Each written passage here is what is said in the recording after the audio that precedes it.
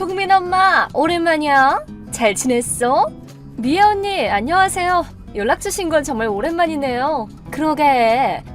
우리 재승이가 축구 동아리를 그만두고 나서부터니까 거의 반년 만이네. 동민이는 아직 계속 축구하고 있어? 네, 아직 하고 있어요. 재승이가 동아리를 관뒀을 때 엄청 서운해했어요.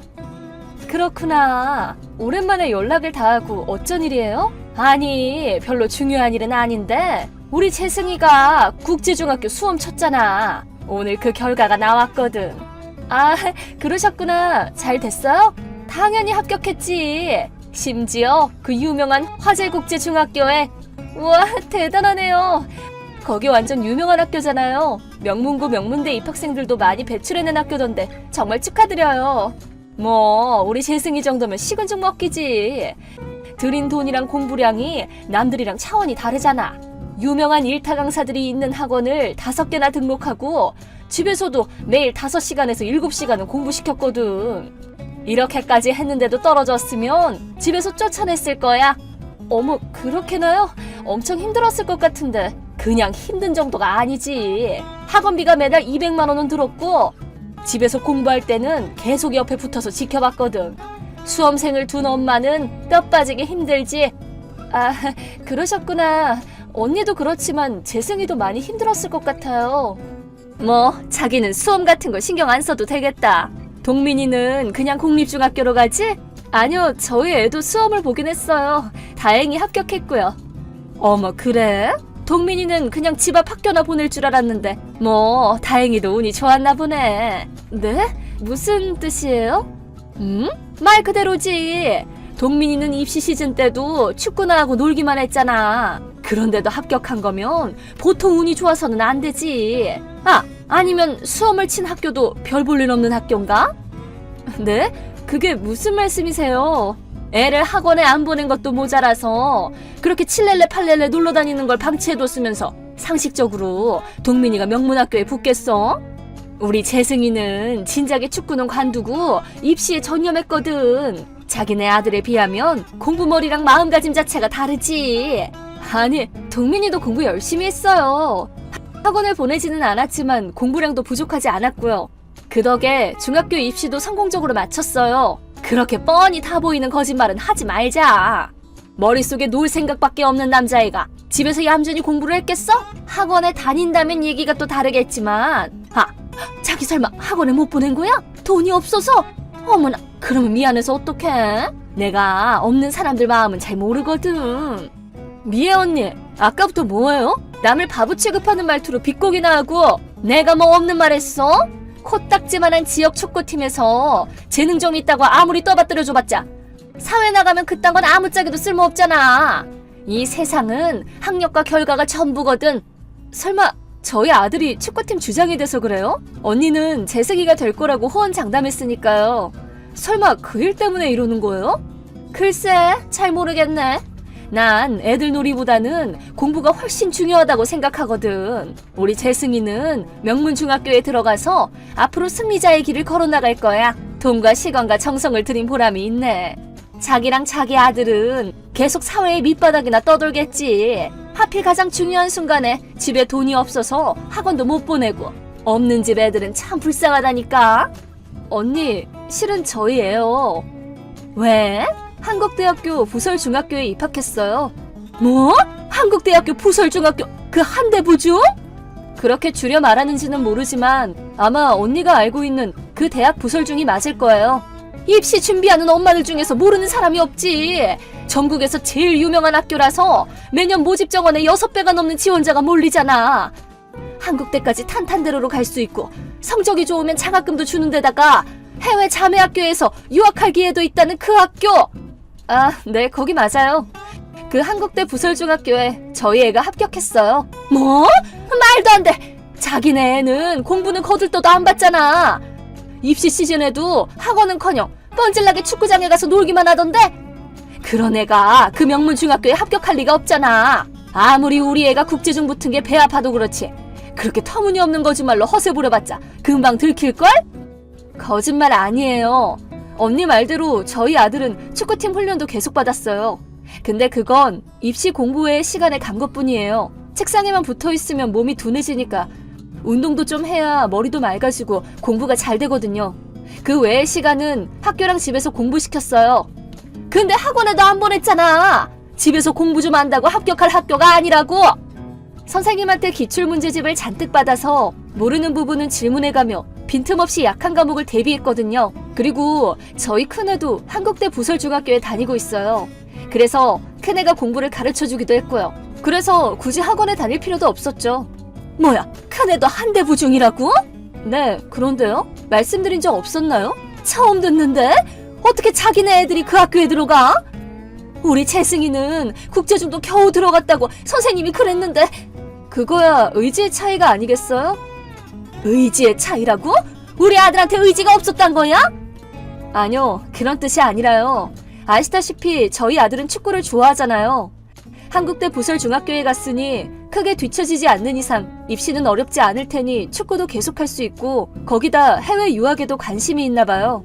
외국 자매학교가 동경하는 축구 선수의 모교라네요. 언젠가 그 선수랑 같은 팀에서 뛰고 싶다는 마음이 저희 아들의 의지를 북돋아준 것 같아요.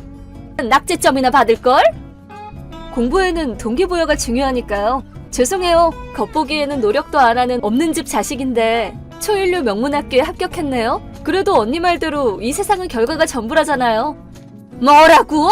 감히 건방지게. 아무리 명문학교라도 수업을 못 따라가면 아무 의미 없거든? 어차피 니네 아들은 낙제점이나 받을걸? 해외 유학 대상자는 성적 우수자라서 괜찮아요. 그건 그렇고 재승이는 괜찮나요? 그 국제고도 꽤 알아주는 명문이라 수업 진도도 엄청 빠르다던데. 저희 동민이 말로는 재승이가 수업 중에 졸거나 몸 상태가 안 좋은지 보건실에 가는 경우가 많아서 지금 수업도 따라가기 힘들어 보인다던데. 국제중 수업에 적응할 수 있을까요? 자기가 걱정하지 않아도 문제 없거든? 못 따라가면 그만큼 공부시키면 되지.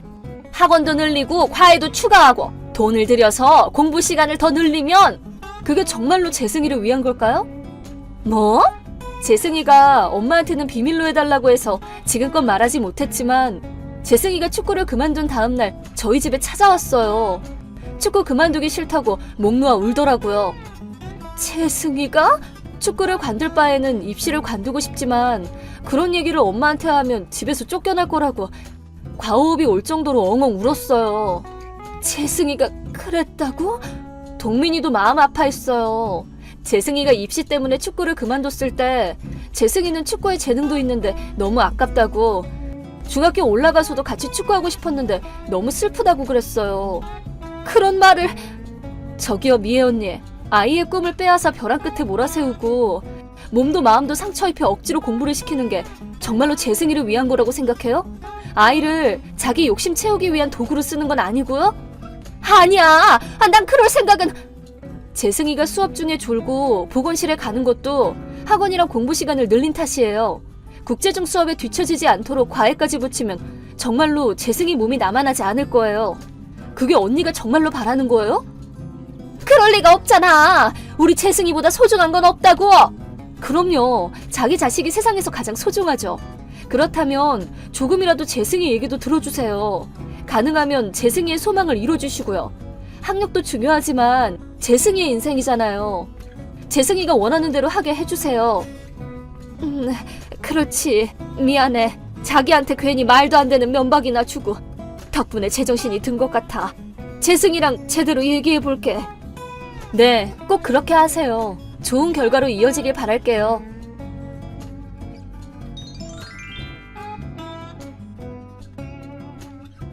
그 후 미애 언니는 재승이와 얘기를 나눈 결과 국제중학교 입학을 포기하고 공립중학교에 다니기로 했답니다. 새로운 학교는 재승이에게 잘 맞았는지 축구팀에도 복귀해서 즐겁게 학교 생활을 하고 있다네요. 저도 동민이도 재승이가 기운을 찾아서 정말 기뻤어요.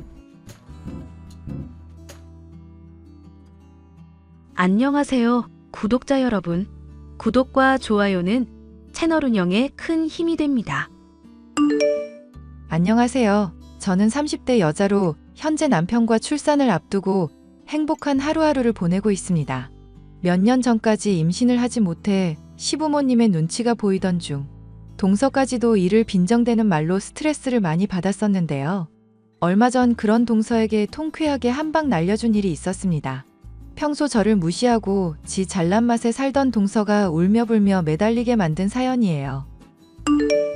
당신 오늘도 재수 씨랑 한바탕 할 거 아니지?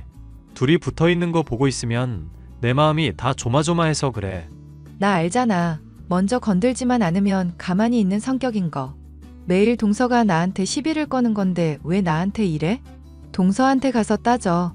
애 하나 있다고 나한테 괜히 훈수 두고 잘난 척하지 말라고. 어휴, 이 사람 또 이런다. 재수 씨한테는 형섭이가 안 그래도 단단히 주의 전화 뗐어. 그러니까 당신도 날 세우지 말고 이번 명절은 제발 조용히 넘어가자. 응? 어머님, 아버님도 참 너무하셔. 명색이 내가 맏며느리인데 맨날 동서 편만 들고. 애들 보는 데서 엄마 혼나고 있으면 애들 기분이 어떻겠냐니. 그럼 애 못 낳고 어린 동서한테 비아냥 당하는 나는? 나는 애 안 가져도 되고 당신이랑 둘이서 오손도손 행복하게 살면 그만이야. 괜히 이런 문제에 스트레스 받고 싸우고 그러지 말자. 그냥 허허 웃으면서 넘기라고. 그럼 동서도 재미없어서 안 그러지. 처음부터 그랬으면 모를까 지금 와서 그런들 의미가 있겠어? 고거 야가 빠져선 내가 허허거리면 억지로 참는 줄 알고 오히려 더 놀려대기나 하지. 하여튼 당신 이번에는 줄 잘 서. 또 재수씨 말도 맞는데 어쩌니 하면서 괜히 중재한답시고 나 스트레스 주지 말라고. 하여튼 재수 씨나 당신이나 왜 교사라는 사람들이 이러는지 모르겠네. 자꾸 같은 교사 취급할래? 동서 같은 사람이랑 동일 선상에 두면 나 기분 나빠. 당신은 초등학교 교사고 재수 씨는 유치원 교사잖아. 동서는 유아교육학과 나온 게 아니라 그냥 온라인 강의 듣고 보육교사 딴 거라고. 나는 정식으로 학교 나와서 제대로 배운 교사고. 이런 얘기하면 사람 차별하는 것 같아서 말을 안 하는데 당신은 제대로 알아야지. 애들 잠 못 자면 분유에 수면제 타먹이는 게 직방이라는 어린이집 교사랑 나 자꾸 동급으로 두지 말라고. 알겠어, 알겠으니까 일단 진정 좀 하자. 명절 때라든가 가족 행사 때마다 마주치게 되는 동서는 어린이집에서 일을 하고 있었죠. 처음 만날 때만 해도 싹싹하고 예의 바른 사람이었는데 조금 친해졌다 싶으니 말을 놓으려 들더군요. 그래서 제가 연장자고 가족들 보는 눈도 있으니 그러지 말라고 한 번 타일은 뒤부터는 저를 원수 보듯 잡아먹으려 들어대는 정신나간 여자였습니다. 아이고 우리 형님, 이번 명절 때도 얼굴 비추느라 고생이 많으셨네요. 동서가 내 걱정해서 하는 말 같지는 않고 또 뭘로 비꼬려고? 비꼬다니요. 그냥 서먹하니까 농담으로 분위기 풀려고 그런 거죠. 그리고 아버님, 어머님 눈치 보면서도 꼬박꼬박 참여하시는 게 안쓰럽기도 하고요. 동서한테 솔직하게 물어보자. 우리 알고 지낸 지도 이제 2년이나 됐어. 대체 왜 날 보면 그렇게 못 잡아먹어서 안달인 건데? 설마 내가 형님이라고 부르라고 했던 게 그렇게 안 입고 와서 그런 거야? 제가 그렇게 옹졸한 사람이에요? 형님 절 너무 낮게 본다. 그렇게 옹졸하지 않은 사람이 그럼 왜 누가 봐도 알 수 있을 정도로 시비를 걸어대? 말 사이사이 반말 집어넣으면서 대놓고 긁어대는 거 남들도 다 알아. 시부모님이 저한테 유치원 교사 일 많이 힘드냐고 물었을 때 기억하시죠?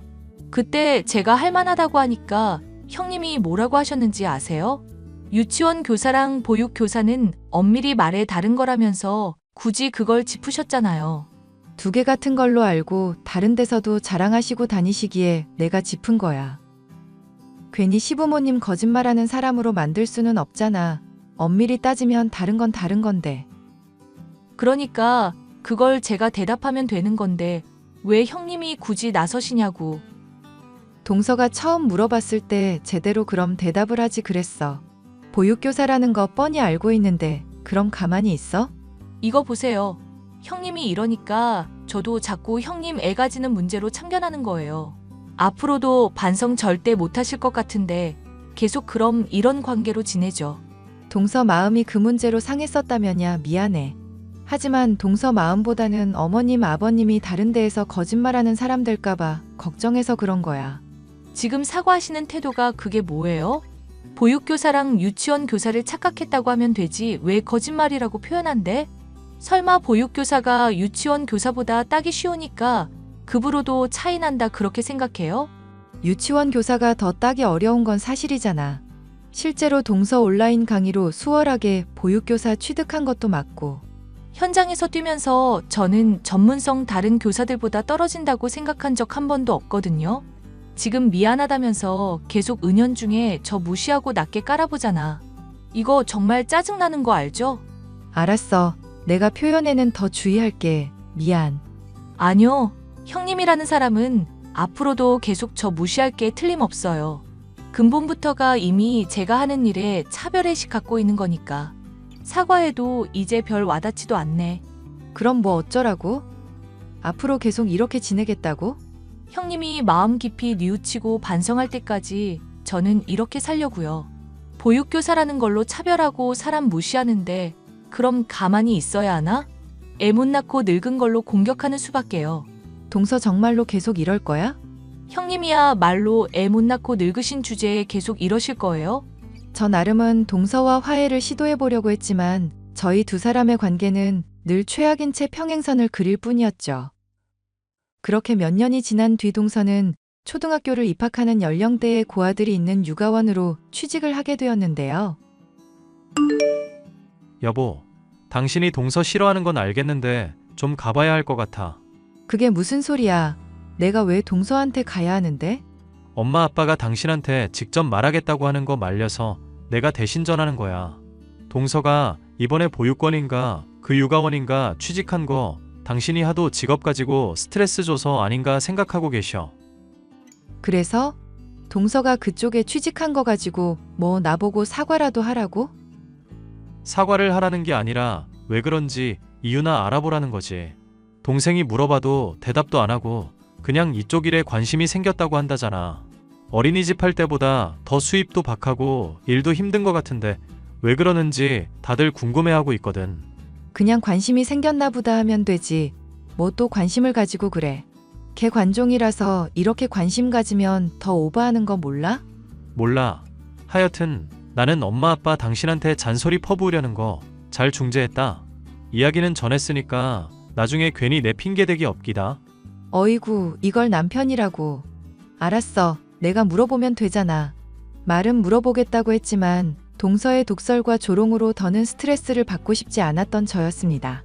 정말로 열심히 일하는지 아닌지 구경부터 해보고 판단을 해야겠다 싶었죠. 그래서 동서가 일하는 곳의 육아원을 알아내 남편과 함께 아이들의 선물들을 잔뜩 챙겨 방문을 하게 되었는데요. 저는 그곳에서 동서가 일하는 모습을 보던 중 이상한 점을 깨닫게 되었습니다. 동서 말이야. 혹시 우리가 모르는 친척이나 혈연 관계 있는 거 아니지? 요즘 잠잠한가 싶더니 또 한판 하려는 거야? 왜 무섭게 그런 걸 묻고 그래? 아니, 왠지 동서 일하는 어린이집에 동서랑 똑 닮은 남매가 보이길래 말이야. 근데 동서가 걔들만 엄청 챙겨주는 것 같아서. 또 소설 쓴다. 소설을 써. 재수씨 어린이집 교사했었던 사람이잖아. 애들한테 상냥한 게 당연한 건데 그게 뭐 문제라고. 생각해봐. 동서는 지 애도 징징거리는 거 짜증난다고 분유에 수면제 타서 먹이겠다고 하는 몰상식한 사람이야.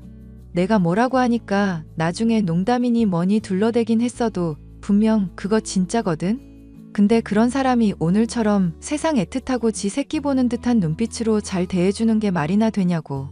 원래 지 자식일수록 더 엄격한 편이라잖아. 나는 아직 부모가 안 되어봐서 무슨 심리인 줄은 모르겠지만. 그것만 가지고 내가 이러는 게 아니야. 몰래 일하는 거 지켜봤는데 다른 애들한테는 상냥한 척 굴긴 해도 띠꺼운 티를 팍팍 내고 그런다니까? 이거 당신이 생각하기에도 충분히 이상하지 않아? 별걸 다 이상해한다. 그냥 동서가 차별하는 사람인가 보지. 아니야, 이거 분명 뭔가가 있어. 틀림없어. 동서, 뭐 하나 물어볼 거 있는데 말이야. 육아원에 있는 애들 입양하려면 절차가 어떻게 돼? 그게 무슨 소리예요? 임신 말고 입양하시게? 이렇게 갑자기? 아이도 잘 안 들어서는 것 같고 이대로는 노년 쓸쓸하게 지내겠다 싶어서. 동서 일하는 곳에 보니까 이쁘고 착한 애들 많아 보이던데 하나둘 정도 기를까 싶어. 하기사, 형님, 지금도 임신 안 돼서 애 못 낳고 계신데 더 늙기 전에 입양도 괜찮겠다 싶네요. 말을 해도 참 싸가지 없이 하네. 여튼 입양 절차 동서한테 좀 부탁하고 싶은 상황이거든. 애들은 오늘 하온이랑 라온이랬나? 걔들 남매가 괜찮은 것 같아. 하온이 라온이요? 왜 걔들로 생각하는데요? 뭐 그런 일이 이유가 있나? 그냥 느낌이 괜찮아서? 형님, 뭔가 착각하고 계신 것 같은데요. 여기 있는 애들 사랑 굶주린 애들이에요. 무슨 쇼핑하듯이 골랐다가 느낌 별로네 하고 반품되는 물건 아니라고. 알아. 나도 신중하게 생각하고 말하는 건데. 표현이 그렇다 뿐이지 한번 결정한 이상 어떤 일 있어도 애 버리는 일은 없을 거야. 그리고 라온이 하온이 친모 호적 등록도 안 된 애들이에요. 입양 불가능한 애들이니까 괜히 운 띄우면서 애들한테 헛된 희망 주지 마세요. 알겠어요? 나야 뭐 이쪽 이름 모르니까 동서한테 물어보는 거잖아. 원래도 그랬지만 동서 오늘 참 까칠하다? 남들이 보면 하온이 라온이 친모라도 되는 줄 알겠어? 지금 말 다 하셨어요? 나 참 어이가 없어서. 미친 소리도 작작해야 받아주지. 농담한 걸 가지고 왜 이래, 동서. 평소에 나한테 이런 식으로 자주 장난쳤잖아. 내가 정색하면 분위기 풀려고 했다느니 하면서 말도 안 되는 소리 하고. 장난을 칠 게 따로 있지. 애들 인생 걸린 문제 가지고 이러지 마세요. 이건 사람 기본적인 인성 문제라고. 알겠어요? 평소보다 더욱 발끈하는 동서를 보니 의심이 점점 확신이 되어갔습니다. 다만 확정적인 증거는 없었던지라 동서의 과거에 대해서 알아보기 위해 저는 흥신소 직원을 고용해 조사를 하도록 부탁했죠. 동서의 감춘 비밀이 드러나기까지 시간이 필요한 상황이었는데 제가 입양 얘기를 꺼낸 뒤로 동서의 폐악질은 더더욱 심해졌습니다. 형님이 입양이며 애들 문제로 걱정 많으신 것 같더라고요. 그래서 제가 조사해봤는데 나이 들어서 애 가지면 기형아 확률도 점점 높아진대요. 괜히 정가 집안에 하자 있는 애 만들지 말고 그냥 임신 포기하시면 안 될까요? 동서 갑자기 왜 이래? 낮술 먹었어? 아니요. 나 술 안 먹었고 정신 말짱해요. 아, 쬐끔은 했다. 근데 술 살짝 먹기는 했는데 형님이 걱정돼서 이러는 거 아시죠? 순간의 잘못된 선택으로 평생 후회하면 안 되잖아. 뭐 그런 좋은 마음에 이러는 거예요. 설마 제 표현이 조금 거칠었다고 오해하고 그러시면 안 돼요? 시부모님들도 제 상황 들으시면 아마 충분히 이해할 것 같은데 괜히 이르지 마시고. 언제까지 주변 사람들 방패 삼아서 나 물어뜯을 생각이야?